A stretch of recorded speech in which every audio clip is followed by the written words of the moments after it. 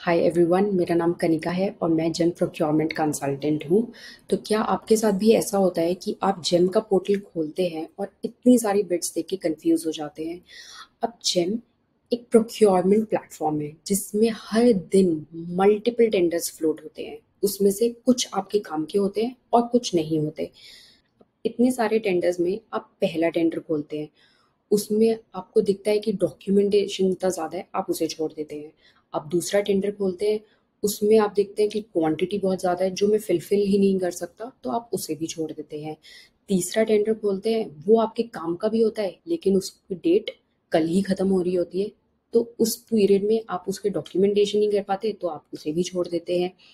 इस पूरे चक्कर में आपके 2 से 3 घंटे खराब हो जाते हैं और आपको एक भी काम की बिड नहीं मिलती। ऐसा हो सकता है कि इसमें आपने वो बिड मिस कर दी हो जो एक्चुअली आपके काम की हो और जो आप टाइमली भर भी पाए। तो अगर मैं आपको बोलूँ कि एक 5 स्टेप चेकलिस्ट है जिससे आप आसानी से पता लगा सकते हैं कि कौन सी बिड आपके काम की है और कौन सी आपके काम की नहीं है। मात्र 5 मिनट आपको उस बिड पे देने हैं, इस जिससे आपको पता चल जाएगा कि इस बिड में आपको फोकस करना है या नहीं करना है। तो आइए देखते हैं हम कैसे बिड्स को आसान बना सकते हैं। तो इस पूरे प्रोसेस को समझने के लिए मैंने एक टेंडर डाउनलोड करके रखा है।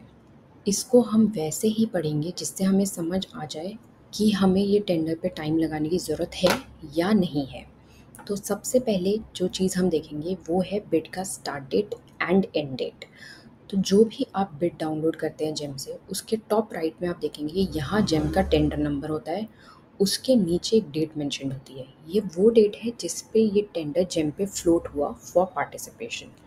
एंड यहाँ नीचे देखेंगे तो आपको दिखेगा कि बिड एंड डेट। तो बिड एंड डेट क्या है?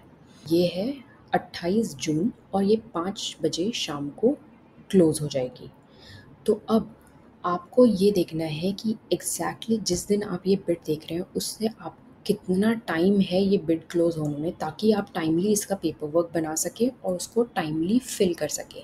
अगर ये 5 बजे बिड क्लोज हो रही है और आप 5 एक को भी ट्राई करते हैं बिड को पार्टिसिपेट करना, तो आप नहीं कर पाएंगे। एग्जैक्टली 5 बजे ये बिड अगर आपने आधी भी भरी है तो भी पोर्टल आपको बाहर कर देगा और वो आपको पार्टिसिपेशन नहीं करने देगा।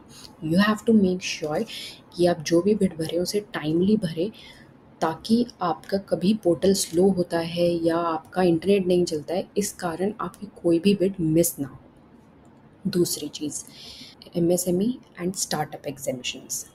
तो इसी बिड में हम अगर फर्स्ट पेज पे नीचे जाएंगे तो यहाँ पे आपको दिखेगा MSME exemptions for years of experience and turnover, startup exemptions for the years of experience and turnover.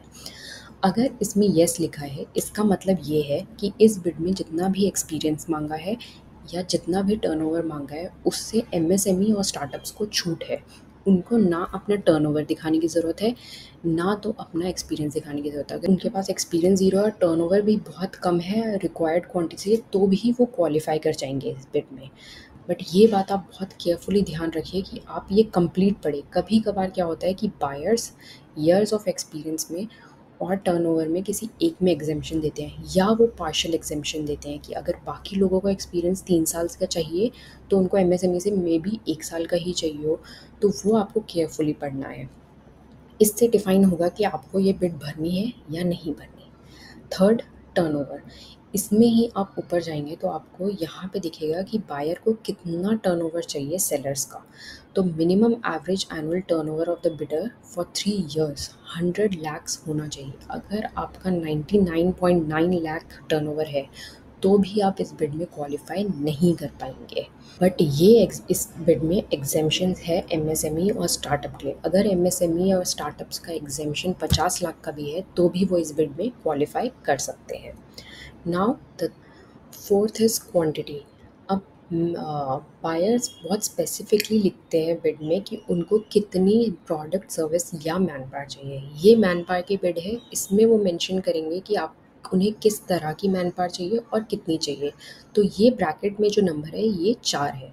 अब काफ़ी टेंडर्स में ऐसा होता है कि बायर को different types of man power चाहिए होते हैं जिनके स्पेसिफिकेशंस, क्वालिफिकेशंस, एक्सपीरियंस सब अलग होता है।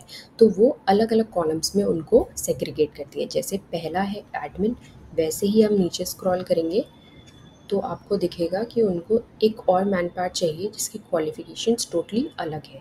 ऐसे ही जितनी भी मैन पावर इसमें मेंशन होगी, आप उसे कैलकुलेट कर लेंगे कि तो उससे आपको पता चल जाएगा कि टोटल बायर को कितनी मैन पावर चाहिए। तो अगर आप उतनी मैन पावर एंड उस एक्सपीरियंस एंड क्वालिफ़िकेशंस की मैन पावर दे पाएँ, तो तभी आप इस बिड में आगे स्टार्ट करें काम, वरना इस बिड को आप छोड़ के किसी नेक्स्ट बिड में ट्राई करें। Fifth is consignee location. Consignee location वो लोकेशन है जहाँ पे एग्जैक्टली आपको अपनी सर्विसेज, प्रोडक्ट या मैन पावर सप्लाई करना है।